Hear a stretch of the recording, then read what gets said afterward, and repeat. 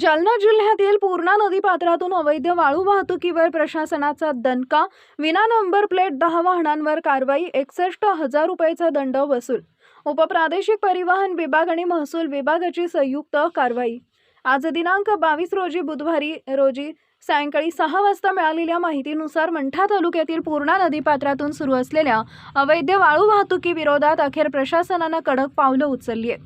विना number plate आणि नियमांचं उल्लंघन करत धावणाऱ्या हायवा ट्रक्सवर उपप्रादेशिक परिवहन विभाग आणि महसूल विभागाच्या संयुक्त पथकानं बुधवारी धडक कारवाई करत 10 वाहनांवर दंडात्मक कारवाई केली आहे. या कारवाईत एकूण 61,000 रुपयाचा दंड वसूल करण्यात आला.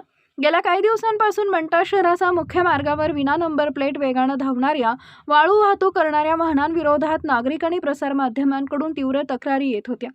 काही वाहनधारक क्रमांक प्लेटवर जाणीवपूर्वक माती किंवा काळे ऑइल लावून क्रमांक अस्पष्ट करत असल्याचंही निदर्शनास आलं होतं. या गंभीर प्रकाराची दखल घेत प्रशासनानं तत्काळ संयुक्त मोहीम राबवली. उपविभागीय अधिकारी परतूर पद्माकर गायकवाड आणि उपप्रादेशिक परिवहन अधिकारी बालाजी धणवे यांच्या मार्गदर्शनाखाली ही कारवाई करण्यात आली आहे. मंठा तहसीलदार सुमन मोरे, मोटार वाहन निरीक्षक भीमराज नागरे, चालक आसाराम घुले आणि भागवत पारिस्कर यांच्या पथकानं ही मोहीम यशस्वीपणे पार पाडली. दरम्यान अवैध वाळू वाहतूक आणि वाहतूक नियमांचं उल्लंघन करणाऱ्यांवर यापुढेही सातत्यानं कठोर कारवाई केली पाहिजे.